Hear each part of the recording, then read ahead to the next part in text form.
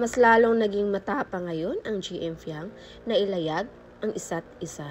Ang dami nilang paayuda sa kanilang mga fans. Walang nagbago sa GM Fiang pagdating sa kanilang public display of affection. Dahil kung anong closeness yung nakita natin sa kanila sa loob ng bahay ni Kuya, ganun pa rin sila sa labas. At hindi din pala natin masisi si GM kung bakit ganyan siya kay Fiang. Dahil nakita natin na kahit gaano pala kapagod or walang kapagodan itong si Fiang pagdating sa mga taong mahalaga sa kanya. Halos walang pahinga na si Fiang. Galing sila ni Jaren sa Christmas lighting ng ABS-CBN, tapos nag-asap sila kahapon. Pagkatapos naman ng asap, nag-mall show pa.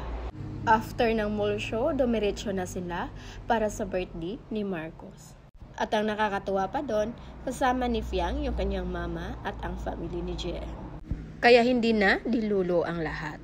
Dahil kung ano yung nakita natin, yun yung totoo naramdaman ng JM Fiang. On-screen man or off-cam. Kaya grabe ka talaga, Fiang. Ikaw yung tipo na tao na kahit sabihin nating sobrang yaman na, ay napaka-down to earth pa rin. Kaya napakaswerte ni JM kay Fiang dahil full package ito. Napakaganda, napakayaman at napakabait din. At dagdag sa swerte ni JM dahil tanggap siya ng family nito.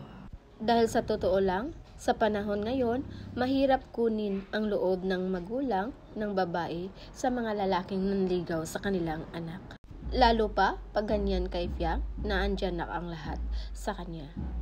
Well, anyway, deserve naman din ni JM kung ano yung natamo niya ngayon dahil siya lang din naman yung hindi nagpaka-plastic kay Fiang sa loob ng bahay ni Kuya. At kung ano yung treatment niya doon kay Fiang, ganon din dito sa labas.